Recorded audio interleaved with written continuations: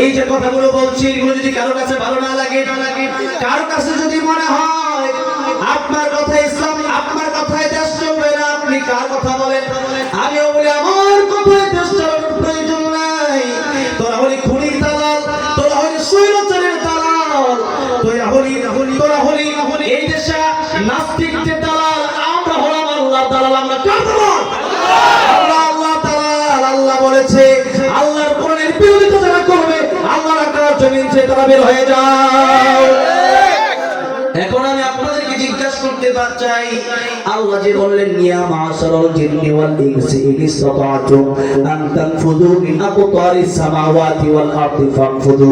আল্লাহ বলেছেন আমার কোরআন ভালো লাগে না, আমার আইন ভালো লাগে না, ইসলাম ভালো লাগে না, আমারে ভালো লাগে না। এই যে আকাশ, এই যে জমিন, এটা কার? যদি বলেন কার? আল্লাহ বললেন তাবারাকাল্লাযী বিয়াদিহিল মুলক ওয়া হুয়া আলা কুল্লি শাইইন কাদির। আল্লাহ বললেন এই আকাশ জমিন, এই চন্দ্র সূর্য, পৃথিবীর মানুষ সবার একচ্ছত্র মালিকানা কার? বাদশার বাদশা, রাজার রাজা কে? এই জন্য আল্লাহর কথাই দুনিয়া চলবে, দুনিয়ার মানুষের কথাই আল্লাহর আইন চলবে না। এই জন্য এই দুনিয়াতে বা বিশেষ করে আমাদের দেশের ভিতরে 95% মুসলিম। আমি বলি না তাতে হিন্দু নিরাপদে থাকবে, হিন্দু নিরাপদে থাকবে, তবে কোরআনের আইন যদি দেশে পাস হয়ে যায় তাহলে হিন্দুরা তেমন নিরাপদে থাকবে যেমনি ভাবে ডিমের ভিতরে কোষক নিরাপদে থাকে। আল্লাহর কোরআনের আইন যদি বাস্তবায়ন হয়ে যায়, আল্লাহর কোরআনে আপনাদেরকে আমি বলবো, আপনারা যারা জানেন তারা জবাব দিবেন। আস-সারিকু ওয়াস-সারিকাতু ফাকতাউ আইদিয়াহুমা। আল্লাহর কোরআনে চোর চুরি করলে হাত কেটে দাও, এই আইনটা আল্লাহর কোরআনে আছে না নাই? ব্রিটিশের আইনে না থাকতে পারে, আমরা ব্রিটিশের আইন মানি না। কিন্তু এখন ক্ষমতায় যারা যাবে এরা যদি আইনটা সংসদে পাস না করে, এখন আমরা 2-4 মিলেও তো কিছু করতে পারবো না। এই জন্য আল্লাহর কোরআনে যে আইনটা আছে বাইতুল মুকাররমের সামনে, যমুনা টিভির সময় টিভি যা আছে সবগুলো নিয়ে এরপরে হাজার হাজার লক্ষ লক্ষ মানুষের সামনে যদি হাতটা কেটে দেওয়া হতো, 1 দিন 2 দিন 3 দিন বিচার হবে। আমি আল্লাহর নামে কসম করে বলতে পারি আল্লাহর কোরআন আইন যদি বাস্তবায়ন হয়ে যায় এই দেশের চুরি ডাকাতি গুলো আস্তে আস্তে বন্ধ হয়ে যাবে। কিন্তু এই দেশের ভিতরে এই যে স্বৈরাচার গেছে এরপরও খুন আছে না নাই? ছোট্ট মুন্তা খুন হয়ে গেছে। এরপরে একটা মেয়েকে খুন করলো কয়েকদিন আগে, মন্দির আবার একটা মেয়েকে খুন করলো। এই খুন প্রতিদিন আমাদের দেশে হচ্ছে কি হচ্ছে? খুন হচ্ছে। এই বিচারগুলো খুনের পরে এই নিয়ম হচ্ছে তাকেও খুন করতে হবে, তাকেও ফাঁসি দিয়ে দিতে হবে।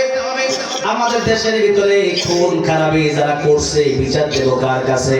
আমি ভুল করলে আমার যদি বাঁধেন রশি দিয়ে, আর রশি ভুল করলে রশিরে বাঁধবেন কি দিয়া? এই দেশে যারা বিচার করে তারা এটা সবচেয়ে বড় চোর, এরাই সবচেয়ে বড় ডাকাত, এরা জনগণের টাকা মেরে খায়। এখন তো মোটামুটি কমছে, আগামীতেও যেন না আসে, আল্লাহ কবুল করেন বলে না। আমি এখন এতদিন জনগণের টাকা মেরে খাইছে, ওই এক এমপি আছে 70-80 টাকা তাহাজ্জুদ পড়ে, আমরা 10 টাকা পড়তে পারি না, ওরা 70-80 টাকা পড়ে। আমি দুবাই গেছিলাম, আমি ওমরা যখন গেছিলাম, আমি যে হোটেলে ছিলাম ওই হোটেলে তো থাকতে পারি না, আমার হোটেলের ভাড়া ছিল 8 লাখ টাকা। কত? মুলতাজিম গ্রুপের মালিক আমার নিয়ে গেছে, বিশ্ব যে হাবেছে তাদেরকে নিয়ে গেছে। সে পাশেরটা ছিল, ওই ছিল 12-3.5 লাখ, আমারটা ছিল 8 লাখ। এরপরে দুবাই গেলাম, সেখানে যাওয়ার পরে দেখলাম ফ্ল্যাট আর ফ্ল্যাট। আমরা ধরো যারা এটা কার 70-80 টাকা যে বড় এক ফ্ল্যাট, সব জনগণের টাকা।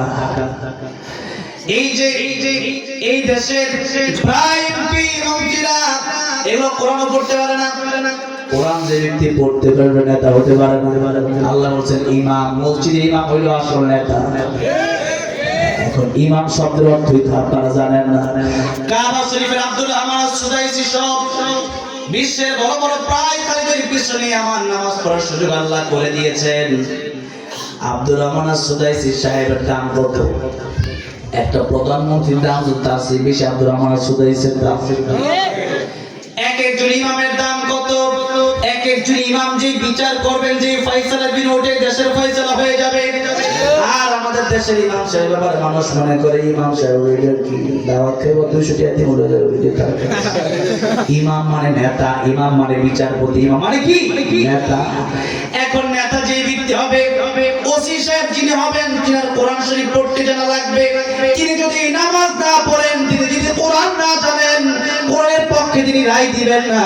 তিনি তো সুদ খেতেই পারেন, ঘুষ খেতেই পারেন। এই যে যিনি ওসি সাহেব, তিনি যদি কোরআন পারেন, যখন নামাজের সময় হয়ে যাবে, ওসি সাহেব যদি বাকি কনস্টেবল বা যারা আছে এসআই সবাইকে নিয়ে যদি নামাজ শুরু করে দেয়, বলেন শান্তি আল্লাহর পক্ষ থেকে আসবে কি আসবে না?